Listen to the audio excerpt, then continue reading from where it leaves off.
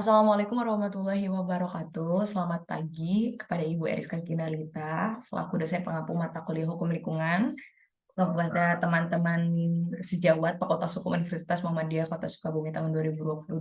Pada pagi kali ini saya akan mempresentasikan mengenai eh, apa itu namanya topik yang telah saya bahas melalui makalah, kemudian saya presentasikan oleh PowerPoint dengan judul, maaf sebelumnya, yaitu urgensi AMDAL dalam pembangunan dan pengelolaan lingkungan.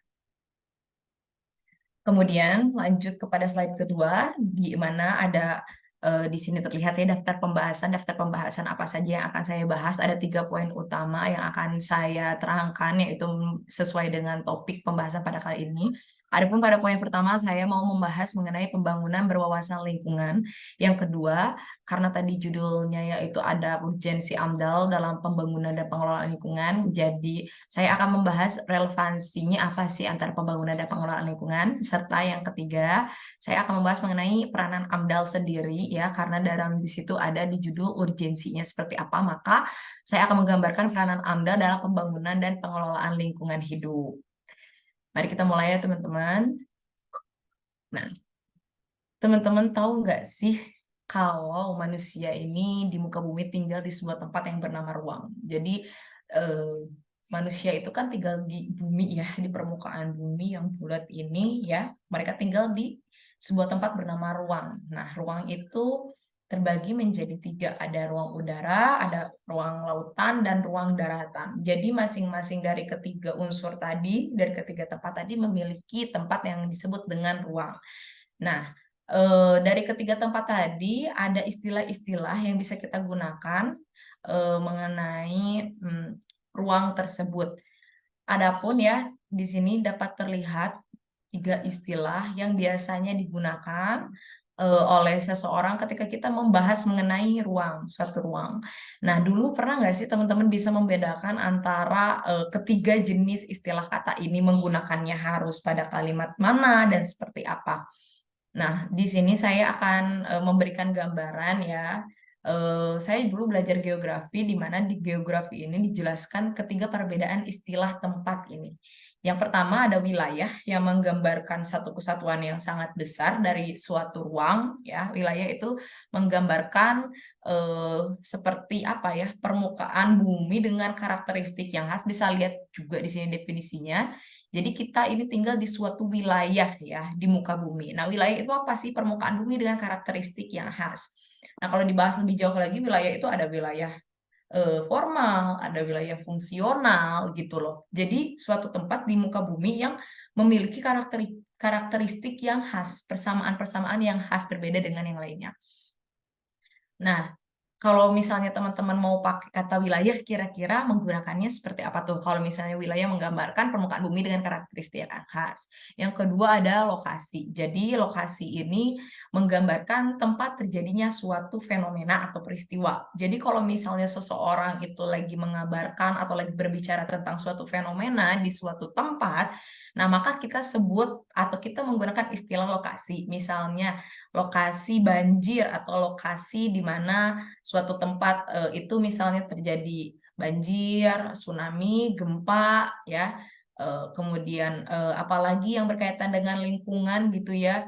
Nah, maka disebutnya lokasi. Misalnya lokasi banjir di mana? Yang disebut lokasi banjir itu apa? Lokasi itu apa sih? Tempat terjadinya suatu fenomena. Misalnya di daerah Garut, misalnya kayak kemarin gempa berskala 6,7 yang baru-baru ini di sekitar Lumajang, itu lokasinya di Lumajang. Jadi tempat yang terjadi banjir aja gitu ya, tidak dengan yang lain-lainnya, hanya di sekitar situ saja gitu loh. Kemudian yang ketiga ada yang disebut dengan daerah. Daerah ini ketika kita menggunakan istilah daerah ini membahas mengenai lokasi. Lokasi itu tadi tempat terjadinya suatu fenomena include dengan situasi ruangnya seperti apa. Jadi situasi ruang tuh situasi tempatnya seperti apa? Apakah misalnya ketika terjadi lahar panas kemarin, misalnya situasi ruangnya keadaan kacau, kemudian turunnya lahar panas dari gunung itu kan, dari Gunung Merapi turun ke bawah, jembatan pada putus, kemudian hujan badai. Lokasinya hanya di Lumajang, situasi ruangnya seperti apa? Orang-orang tidak memiliki tempat tinggal, tidak memiliki tempat evakuasi karena belum ada apa itu namanya penanganan yang cukup serius gitu ya. Nah, itu disebut daerah. Jadi kira-kira sekarang kita bisa menggambarkan ya kalau misalnya menggunakan istilah-istilah dari ketiga ruang tersebut, wilayah seperti apa, lokasi apa, dan daerah apa. Dan sebenarnya bisa nggak sih apa wilayah, lokasi, dan daerah istilah-istilah ini hanya untuk ruang udara? Untuk ruang daratan sebenarnya enggak ya, udara dan lautan juga ada gitu loh. Hanya saja kan tidak apa ya, tidak terjamah luas seperti di daratan oleh manusia. Gitu. Nah, kemudian selama kita meninggali tempat tersebut, pasti manusia perlu di suatu tempat tersebut perlu memelihara, mengelola, membangun, memanfaatkan segala sesuatu yang ada di sekitar mereka. Nah, tempat atau ruang yang di sekitar mereka, tempat mereka hidup itu kita sebut lagi, diperkecil menjadi sebuah nama tempat, yaitu lingkungan. Nah, lingkungan ini apa sih? Nah, kita sering kan mendengar lingkungan. Nah, saya mengambil salah satu definisi dari salah satu ahli, yaitu bernama Emil Salim, bahwa lingkungan merupakan segala benda, kondisi, keadaan yang mempengaruhi hal yang hidup termasuk manusia sebagai suatu sistem di dalam suatu ruang yang ditempati. Jadi kan kalau misalnya kita kembali lagi di konsep utama geografi gitu ya, aspek geografi itu kan ada dua ya, ada biotik dan abiotik.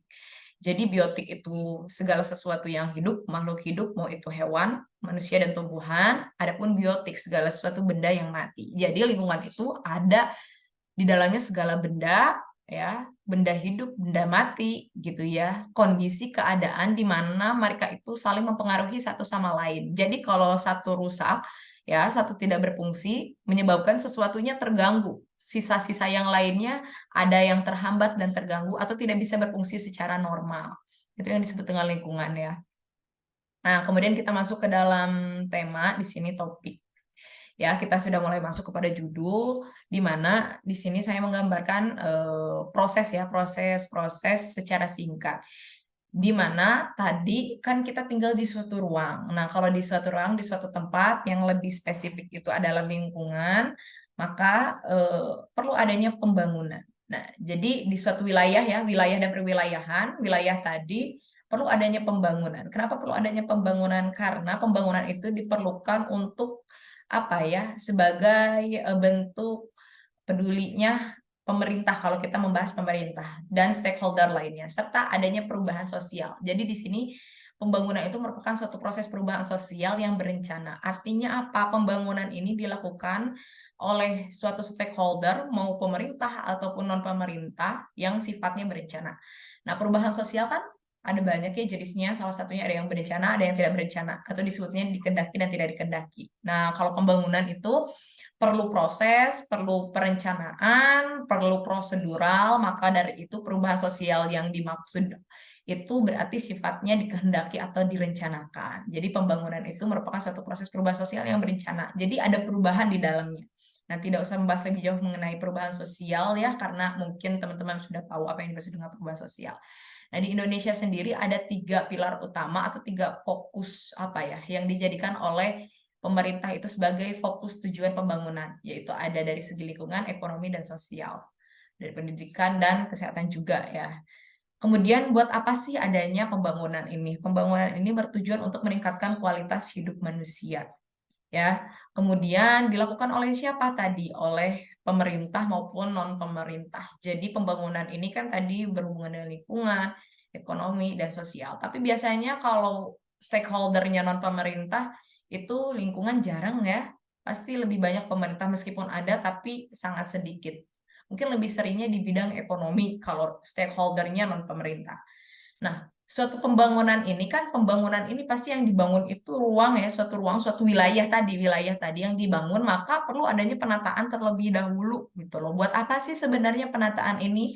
Nah, dianalogikan seperti ini, kalau kita beli rumah, terus kita pindahan, kita kan bawa barang-barang banyak ya, ada kulkas, ada lemari, ada kasur, ada meja makan, ada kursi. Nah, pasti kan ruang tamu tempatnya ada kursi, ya, ada hiasan. Ruang makan ada meja makan gitu loh.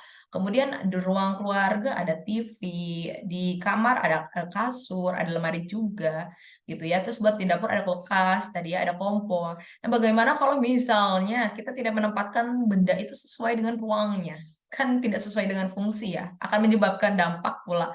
Atau enggak lebih mudahnya lagi kalau kita di suatu rumah itu berantakan. Kenapa sih ada istilah kegiatan atau aktivitas merapikan rumah? Artinya mengembalikan barang-barang sesuai kepada tempatnya gitu loh.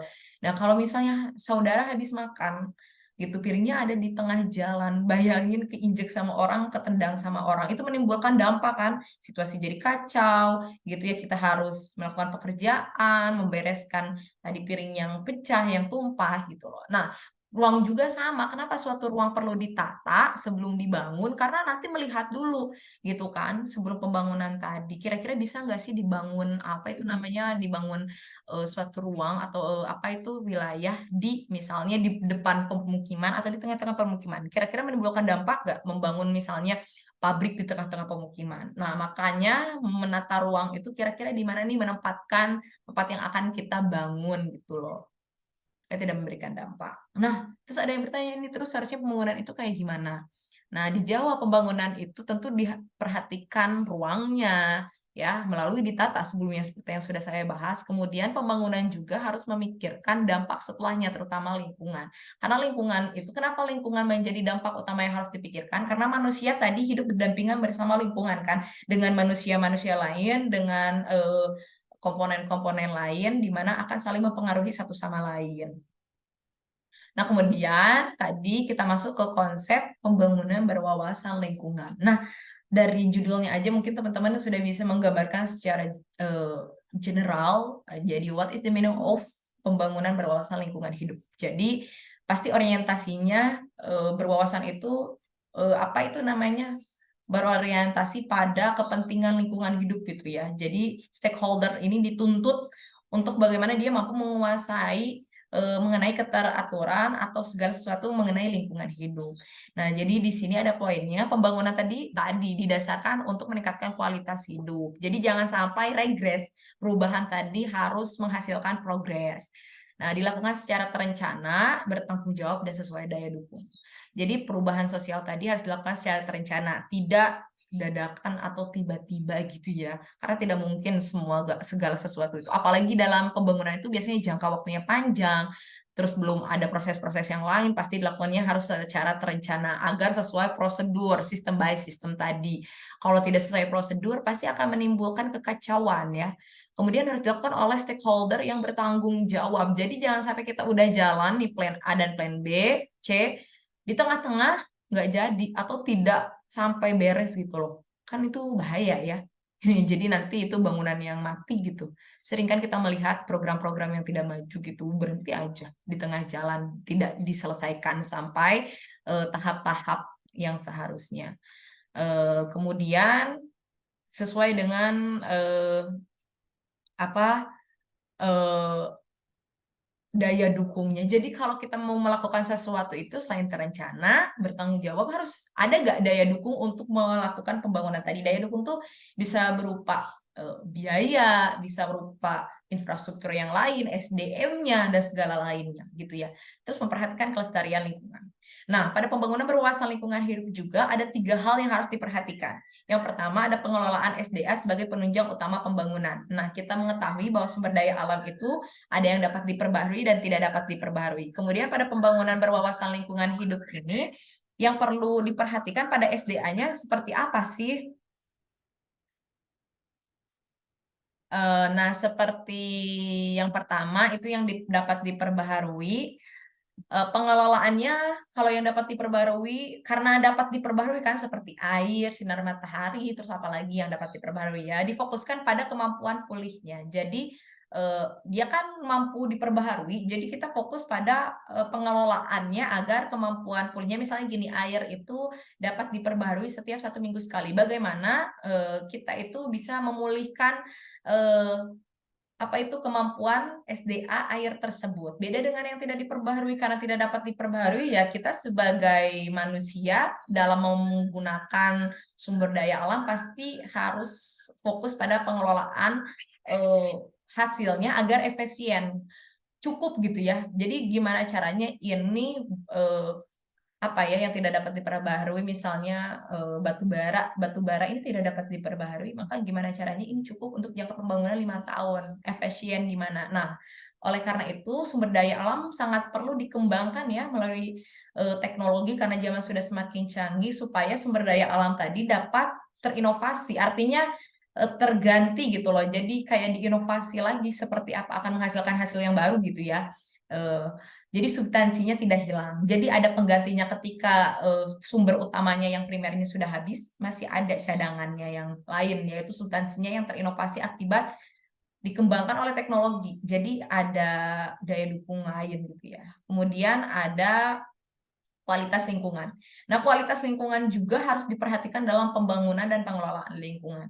Kenapa sih pembangunan ini harus memperhatikan ini? Nah, karena lingkungan tadi berkaitan erat dengan sumber daya alam. Kalau misalnya sumber daya alamnya terganggu, maka lingkungannya terganggu. Begitu juga dengan lingkungan. Makanya sering kita mendengar dengan ada istilahnya pencemaran, kemudian ada kerusakan. Nah, itu akibat ada salah satu yang disfungsi, tidak berfungsi sesuai dengan aturannya. Kemudian ada penduduk. Penduduk itu kan massa ya, makanya selalu kenapa penduduk itu memberikan apa itu namanya eh, faktor yang besar gitu loh, karena bisa menjadi unsur negatif dan positif. Sebagai positifnya apa? Sebagai bahan ya, karena pembangunan dilakukan untuk siapa? Untuk orang-orang yang akan masa yang akan mendatang khususnya. Sama gitu loh, bisa juga menimbulkan permasalahan. Jadi nanti menghambat, semakin tinggi dinamika penduduknya, semakin besar juga berarti yang harus diperhatikan. Nah, kemudian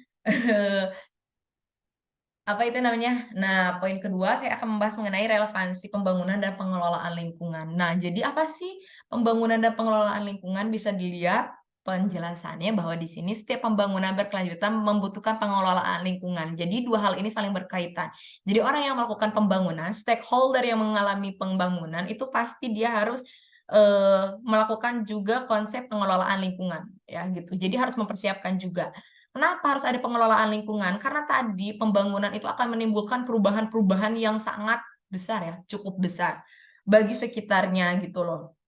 Jadi perlu adanya pengelolaan lingkungan agar lingkungan di sekitar tetap terjaga dan stabil kualitasnya gitu loh. Jadi diminimalisirlah fungsi-fungsi di sekitarnya ya supaya selaras akibat pembangunan berkelanjutan tadi. Hal ini diatur dalam Undang-Undang Nomor 32 Tahun 2009 yang mencakup isinya itu pembangunan pengelolaan lingkungan itu harus mencakup apa aja sih dalam pembangunan? Ada perencanaan, pemanfaatan, pengendalian, pemeliharaan, pengawasan, dan penegakan hukum. Itu harus ada ya. Kalau setiap orang yang mau melakukan rencana usaha, kegiatan, atau pembangunan, dia harus memperhatikan ke 6 unsur dalam pembangunan dan rencana usaha kegiatan tersebut.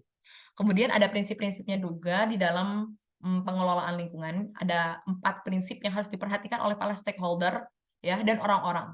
Yang pertama ada terpadu, ya terpadu itu artinya sinergis, satu kesatuan itu berjalan gitu loh satu sama lain. Jadi ketika kita membangun, sudah merencanakan, maka otomatis kita harus memanfaatkan. Sudah jadi nih, sudah memanfaatkan, kita harus memelihara.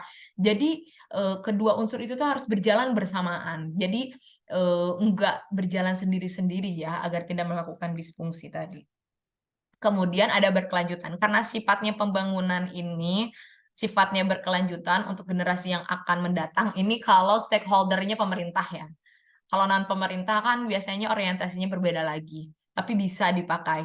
Kita lebih membahas mengenai stakeholder yang pemerintah. Berkelanjutan itu berarti difokuskan untuk meningkatkan kualitas hidup kan? Hidup siapa? Hidup generasi yang akan mendatang.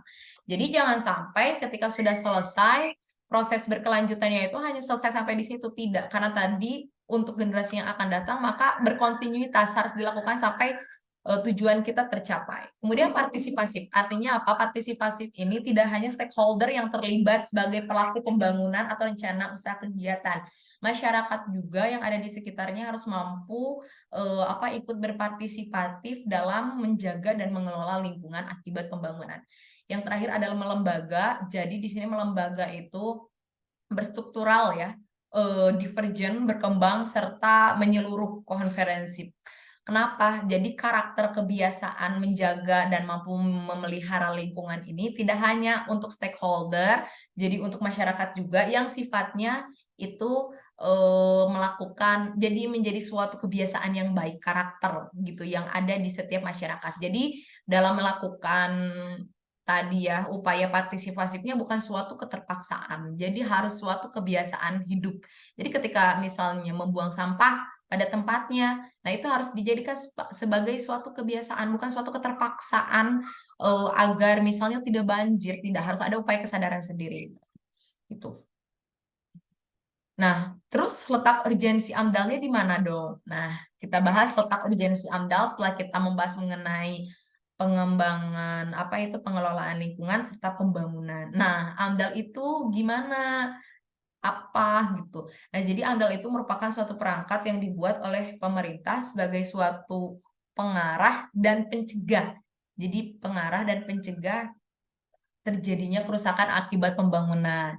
Nah, hal ini diatur dalam Undang-Undang Nomor 4 Tahun 1982 yang berbunyi bahwa setiap pihak yang akan mengadakan pembangunan dan apa itu namanya pembangunan dan rencana usaha kegiatan, dia harus memperhatikan dampak mengenai lingkungan yang akan dia bangun gitu loh. Nah, maka AMDAL ini tugasnya sebagai alat pengarah dan pencegah. Nah, buat apa sih? Nah, tujuan AMDAL ini ada ya, instrumen ini dibuat agar pembangunan tadi tidak menimbulkan permasalahan yang tidak diinginkan tentunya. Nah, permasalahan itu apa aja sih menurut salah satu ahli ya, Rizka Arbaningrum, bahwa permasalahan lingkungan itu ada tiga, ada permasalahan lingkungan alam, lingkungan buatan, dan lingkungan sosial. Nah, permasalahan yang diakibatkan akibat pembangunan ini pasti menyebabkan ketidaknyamanan di dalam lingkungan. Maka ini satu kesatuan ini akan mengalami disfungsi karena saling berkaitan. Pertama mungkin lingkungan alam ya, lingkungan alamnya akan terpengaruh ketika pembangunan tidak sesuai dan menimbulkan permasalahan. Kemudian lingkungan buatannya juga sama, lingkungan sosialnya juga akan terpengaruh. Kemudian AMDAL itu sebenarnya merupakan instrumen ya, kita konsep suatu proses untuk memahami kondisi lingkungan. Jadi suatu pembangunan ini harus dilihat ya, yang mencakup ada tiga, ada dimensi ekologis yaitu lingkungan, ekologis itu jadi segala sesuatu mengenai lingkungan, dimensi sosialnya seperti apa, kemudian dimensi ekonominya bagaimana. Nah, buat apa sih? Jadi tadi selain AMDAL ini secara keseluruhan ini agar menciptakan lingkungan yang termasuk pembangunan itu agar mencapai Sustainable Development Goals, SDGs. Pernah nggak sih dengar konsep ini kalau mengenai isu-isu lingkungan atau aktivis-aktivis lingkungan pernah membahas SDGs atau segala sesuatu yang berkaitan dengan geografi, ya mengenai SDGs. Kemudian yang terakhir, bagaimana sih kita sebagai orang stakeholder harus menyusun AMDAL gitu loh. Nah, jadi AMDAL itu nanti dilakukan oleh pihak yang berwenang gitu ya. Pihak yang berwenang tadi melakukan 5 tahap gitu secara umum. Ada penapisan screening. Jadi ketika ada suatu rencana, dilihat dulu nih rencana ini, proyek ini dianalisis perlu nggak menggunakan AMDAL dalam pembangunannya, apa enggak. Nah, kalau kita menggunakan perubahan yang besar, perubahan sosial yang besar tadi seperti misalnya membangun pabrik, membangun gedung-gedung, infrastruktur yang menggunakan apa itu yang mengakibatkan perubahan yang cukup besar, pasti tentunya menggunakan AMDAL, analisis mengenai dampak lingkungan. Nah, kalau menggunakan AMDAL, pasti diteliti jumlah manusia yang terkena dampaknya berapa, luas wilayah yang terkena dampaknya itu seberapa luas, yang mana-mana saja wilayahnya, kemudian lamanya dampak seberapa lama gitu ya, intensitas dampaknya, serta pembangunan tadi merusak komponen sekitar, nggak komponen lingkungan sekitar yang terkena dampak akibat pembangunan itu yang di tahap screening ya, nanti dilihat. Kemudian ada tahap pelingkupan atau scoping, di mana ini lebih lebih terencana daripada penapisan atau screening. Artinya, lingkup permasalahan ini mengidentifikasi dampak penting terkait suatu rencana mengenai identifikasi potensial. Jadi jauh-jauh hari itu mengidentifikasi bagaimana sih dampak-dampak potensial ketika kita akan membangun suatu proyek misalnya. Dampak potensialnya apa, kemudian kita mengevaluasi dampaknya seperti apa, dampak potensialnya juga sama.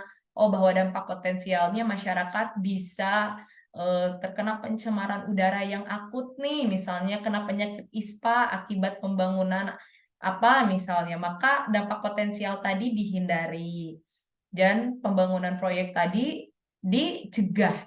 Jadi makanya AMDAL itu ada sebagai pengarah dan pencegah. Kalau sebelum terjadinya proyek, maka sebagai pencegah. Kira-kira kalau misalnya banyak menimbulkan hal negatif, maka dicegah oleh pelingkupan tadi.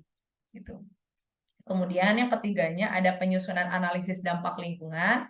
Yang keempat, upaya pengelolaan lingkungan dan pemantauan lingkungan. Ketiga, empat, lima ini terdapat di Undang-Undang Nomor 32 tadi ya, bahwa harus di apa itu namanya direncanakan, kemudian dimanfaatkan, pelihara ini dikelola, kemudian diawasi, dipantau. Nah, jadi AMDAL ini seperti yang sudah saya bahas pada kesimpulannya merupakan peta konsep untuk membaca suatu rencana kegiatan dan pembangunan. Eh, apakah pembangunan tadi memberikan kemaslahatan bagi masyarakat dan lingkungan atau justru sebaliknya, gitu ya. Jadi AMDAL ini perlu gak sih? Sangat perlu. Urgensi AMDAL ini menjadikan kedudukan yang sangat vital bagi pembangunan dan pengelolaan lingkungan sebagai pengambil keputusan dari kelayakan sebuah rencana kegiatan dan pembangunan. Layak gak sih proyek ini tuh berlanjut? Layak gak sih proyek pembangunan ini tuh dilakukan oleh pemerintah ataupun non pemerintah? Berdampak gak sih? Nah, maka kalau misalnya sebelum terjadinya proyek, maka ya udah kita dicegah bahwa tidak layak. Nah, ketika bagaimana kalau misalnya proyek pembangunannya bagus nih, bisa diteruskan, bisa dilanjutkan. Nah, maka AMDAL akan berperan penting sebagai pengarah bahwa bagaimana pembangunan ini sesuai dengan prosedur agar tidak menimbulkan dampak. Seperti itu. Jadi mungkin itu yang dapat saya sampaikan mengenai presentasi pada kali ini gitu ya, mengenai analisis dampak lingkungan.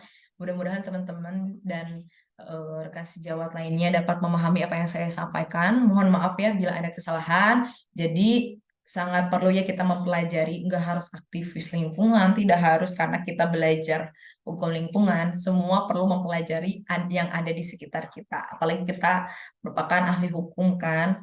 Jadi kita harus mengetahui bagaimana sih eh, kita hidup sesuai dengan aturan gitu loh, sesuai dengan prosedur yang berlaku di sekitar kita. Cukup sekian, bila taufiq walhidayah. Wassalamualaikum warahmatullahi wabarakatuh.